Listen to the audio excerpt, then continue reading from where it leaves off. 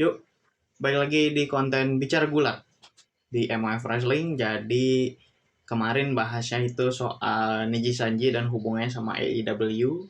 Ya lebih tepatnya konsernya Niji Sanji dan hubungannya dengan bagaimana AEW menangani manajemennya seperti apa. Hari ini pengen bahas yang sederhana-sederhana aja. Saya pengen ngobrolin soal satu pertandingan yang buat saya itu masih merinding sampai sekarang. Dan mungkin itu buat saya pertandingan terbaik yang pernah saya tonton seumur hidup saya. Gak tahu sampai nanti berapa tahun lagi, berapa puluh tahun lagi, apakah akan ada pertandingan yang lebih bagus daripada pertandingan itu. Tapi buat saya sih yang sudah kurang lebih 10 tahun mendalami dunia gulat, 10 tahun mendalami ya, kalau jadi penonton udah dari lama gitu. Dari zaman masih bocil juga saya udah nonton gitu. Cuman kalau mendalami itu kurang lebih udah 10 tahun. 2014 berarti ya. 2014 saya ingat sekitaran ya udah sama 30 kalau nggak salah. Yang jelas waktu itu posisinya Undertaker dikalahin Brock Lesnar. Nah itulah saya momen kembali menonton wrestling. Nah, lebih tepatnya dimulai dari WWE dulu. Nah, pertandingan yang menurut saya adalah pertandingan terbaik yang pernah ada itu terjadi sekitar 2 tahun yang lalu. Itu apa? Hampir 2 tahun yang lalu ya, hampir 2 tahun yang lalu lebih tepatnya. Yaitu pertandingan Will Ospreay lawan Kazuchika Okada di New Japan di turnamen G1 Climax 32. Itu buat saya itu adalah pertandingan yang gila, itu keren banget. Saya nonton live, terus saya nonton dari awal sampai akhir. Maksudnya dari awal sampai akhir itu seisi pay-per-view-nya ya. Acaranya itu saya nonton dari awal sampai akhir, beneran dari awal sampai akhir. Terus juga gimana sih story writing-nya saya ngikutin dari awal G1 sampai akhir itu saya ngikutin semua. Dan itu bener-bener turnamen yang bener-bener saya ikutin dari awal sampai akhir.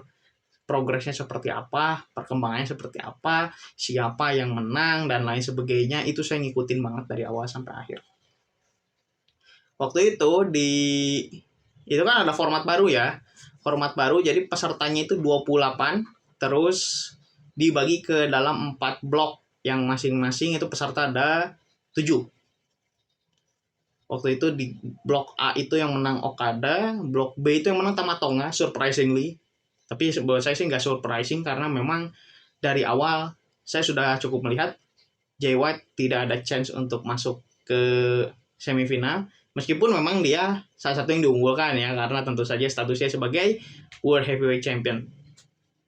Terus di blok C itu Naito, Tetsuya Naito, dan di blok D ada Will Ospreay. Ya, benar posisinya itu. Saya takut ketukar tadi, makanya saya sempat mikir-mikir lagi. Okada waktu itu tentu saja dia adalah Ace of New Japan. Dia adalah pegulat paling superior yang ada di New Japan saat itu. Tama Tonga Rising Star waktu itu ya, karena dia dikhianati oleh Bullet Club ya, sehingga dia GOD bikin unit sendiri. Jadi Tama Tonga, Tangaloa, dan Sooner than Later atau apapun istilahnya. Dan di waktu kemudian Hikuleo masuk. Ya Jado waktu itu bareng juga karena memang ditendangnya bareng ya. Terus Naito adalah cukup bisa diunggulkan di blok itu. Memang posisinya ada Tanahashi, ada Hiroki Goto dan lain sebagainya. Tapi memang Naito yang paling diunggulkan. Dan di blok D itu ada Will Ospreay. Waktu itu ya. Saya takut ketuker Will Ospreay sama Naito itu blok mana ya? Blok C atau blok D? Nanti teman-teman tolong komen deh kalau ada yang mau update deh. Ya pokoknya itulah. Ya. Nah, jadi waktu itu kan semifinal itu pertandingan Okada lawan Tama Tonga. Ya itu udah ketebak lah. Terlalu itu obvious untuk menebak Tama Tonga akan masuk final gitu ya. Jadi Okada yang masuk. Terus Naito lawan Ospreay ini saya cukup surprise gitu ya.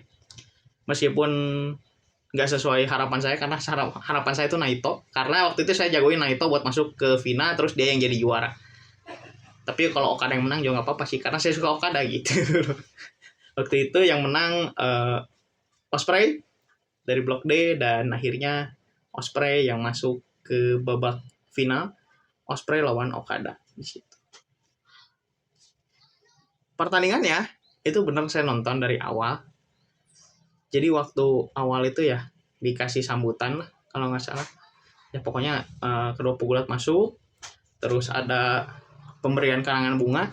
Saya lupa yang ngasih karangan bunga itu kan dua-duanya dari Stardom waktu itu. Saya lupa satunya siapa, tapi satunya Julia waktu itu ngasih karangan bunga. Kalau nggak salah Julia tuh ngasih ke Ospreay.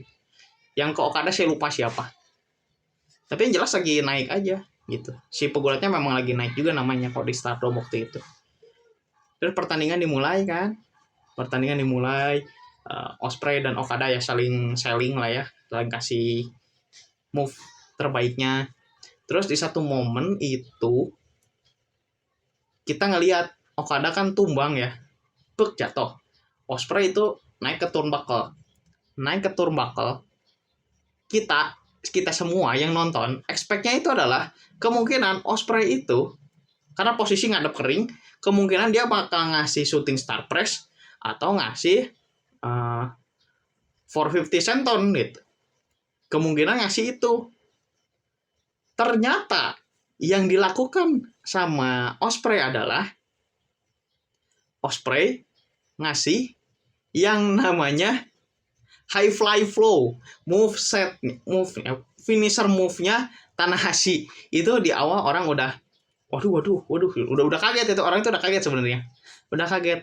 Tapi yang menjadi pemecah keheningan waktu itu kan masih pandemi ya. Jadi si pertandingan itu penonton itu cuma boleh tepuk tangan. Itu semuanya ngelanggar aturan itu dan semuanya teriak, semuanya kaget gara-gara apa? Ospreay melakukan sebuah move yang tidak kita semua duga. Dia ngasih move Styles Clash. Gila, ngasih move Styles Clash itu ke Okada. Itu kayak ngasih writingnya itu ngasih penekanan seakan-akan si Okada itu kan Ospreay ingin melampaui Okada ya, karena kita bisa lihat dari beberapa match sebelumnya baik Ospreay maupun Okada itu kan saling bersaing karena waktu itu dulu sama-sama di Chaos. Okada di Chaos waktu itu sebagai rising starnya gitu ya, karena Nakamura cabut sebagai leader, cabut ke WWE. Terus Ospreay itu ya anak baru lah waktu itu di Chaos itu, berkembang. Ospreay yang awalnya dari pegulat biasa naik jadi rising star, dan teman-teman bisa lihat salah satunya itu waktu tanding lawan Ricochet yang ada moveset tiba-tiba dua-duanya jadi Power Ranger. Itu teman-teman pasti ingat, pasti nggak akan ada yang nggak lupa gitu. Kalau misalkan teman-teman nonton pro wrestling ya, kalau yang nggak nonton itu, yang kurang nonton bahkan mungkin agak kaget kok Ricochet di New Japan gitu, pasti agak kaget. Cuman memang waktu itu dua-duanya itu adalah rising star di divisi junior heavyweight. Terus Ospreay jadi junior heavyweight champion. Terus dan inilah turnovernya itu waktu datang si Okan, Great Okan dikiranya kan bakal gabung ke Chaos ya, ternyata Okada diserang gitu. Okada diserang dan akhirnya apa? Bikinlah stable baru, United Empire. Nah, si United Empire ini kan tentu terus berkembang ya. Nambah roster, dan puncaknya adalah Ospreay itu jadi leader kan. Ospreay memang dari awal sudah jadi leader, tapi ya masih perangkul banget gitu si pegulat-pegulatnya karena masih sedikit waktu itu. Agak banyak, ya Ospreay tentu didapuk sebagai leader. Waktu itu tujuannya Ospreay bikin United Empire itu fungsinya buat apa? Dia memang dari awal pengen menyaingi Okada gitu. Dia pengen melampaui levelnya Okada, dan dia melihat gitu, ada beberapa pegulat yang bisa mengalahkan Okada, yang mana kita semua tahu lah jejak karirnya Okada itu gimana, jejak prestasinya Okada gimana. Teman-teman kalau misalkan nonton New Japan, saya nggak perlu bahas ini, nggak perlu bahas seberapa wah sih Okada itu memang gitu ya. Kita nggak perlu bahas lebih jauh karena ini memang bukan sebuah perdebatan yang harus dilakukan. Kita semua sudah tahu Okada itu sebagus itu gitu loh. Terus masuklah beberapa kali Ospreay sempat feud sama Okada. Dan Okada selalu menang. Ini nggak pernah Ospreay itu menang, nggak pernah. Pasti selalu kalah Ospreay. Bahkan ketika Ospreay jadi champion itu bukan ketika menangnya lawan Okada, tapi kalau nggak salah lawan Shingo Takagi baru menang. Menangnya itu waktu lawan Shingo Takagi. Dan kalahnya sama siapa? Okada juga. Sehingga Ospreay itu kayak pengen melampaui levelnya Okada gitu. Ini adalah peak story writing sih buat saya. Kalau modelan Dave Meltzer gini nggak akan ngerti lah dia. Dia ngertinya ya, oh ini jawaban gini, oh gini. Dia emang dibayar, Pak. Dia emang dibayar bukan dibayar sama orang ya, tapi dia itu ya dibayar sama orang-orang yang bayar dia gitu ya, yang langganan medianya dia buat apa? Ya buat menjilat gitu loh. Oke, balik lagi. Tadi kalau ini videonya kepotong, mohon maaf emang kepotong karena tadi ada gangguan sedikit di luar, nggak kondusif buat recording. Jadi sekarang udah bisa mulai recording lagi. Sampai di mana tadi ya? Tadi kita bahas soal Ospreay pick writing gitu. Saya agak nyinggung itu tadi. Nah, beberapa kali memang si Ospreay ini kan nggak pernah menang ya lawan Okada gitu. Nah, sekarang makanya si G1 Climax 32 ini dijadikan Ospreay sebagai it's now or never gitu. Nih, saya harus bisa ngalahin Okada sekarang atau enggak ya mungkin nggak akan pernah lagi saya bisa ngalahin Okada. Dan ternyata dia gagal gitu. Tapi surprisingly memang apa yang diberikan Ospreay itu sudah luar biasa banget dan wah ini nggak ada yang bisa lawan gitu. Buat saya sih ini adalah pertandingan terbaik yang pernah saya lihat, pertandingan terbaik yang pernah saya tonton langsung.